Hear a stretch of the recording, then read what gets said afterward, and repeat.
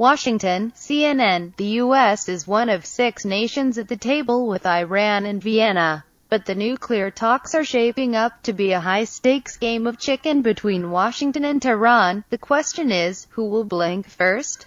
Many would argue it's the one who wants the deal more. One common narrative is that Secretary of State John Kerry, enchanted with his budding relationship with Iranian Foreign Minister Mohammad Zarif, and desperate to cement his place in history, will become wobbly, and give the Iranians too many concessions in a final agreement. Read.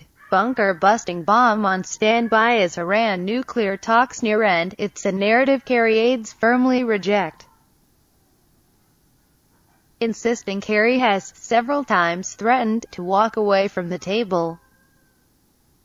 It also reflects a lack of understanding about the way negotiations of this nature work. While his lead negotiator Kerry may decide tactics, he ultimately can't cross red lines set by President Barack Obama, any more than Zairf or Iranian President Hassan Rouhani can cross the red line set by Ayatollah Ali Khamenei. Iran's supreme leader, Obama, too badly wants a deal. He also has a legacy to firm up, and without an agreement, he faces the possibility that his final 15 months in office will feature the threat of an accelerated Iranian nuclear program, a breakdown of the sanctions regime and tensions with Israel, even the remote possibility of an Israeli military strike. What's more, Iran could also act out more in the region, increasing its antagonism of U.S. allies. Obama's tough comments. But is Obama so desperate for a deal that he is willing to make concessions that abandon the basic parameters he laid out and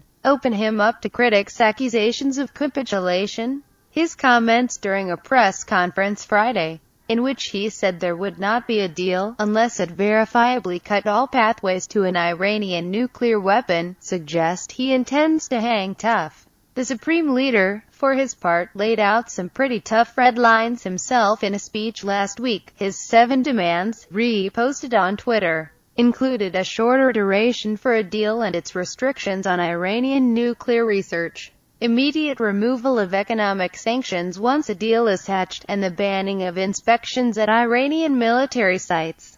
All seemed contrary to the political framework agreed to in April in Lausanne, Switzerland. Iran, key players in the nuclear talks. 9 photos expand gallery. On the face of it, Khamenei wins whether there is a deal or not. If the Americans don't give in, he remains heroic in holding out against the U.S. But in the event of a deal, Iran could make billions of dollars from the lifting of sanctions, and get to maintain the majority of Iran's nuclear infrastructure. From a pure economic standpoint, however, Iran needs the deal more than the U.S. If the deal isn't reached, most Americans won't feel it, but everyone in Iran will,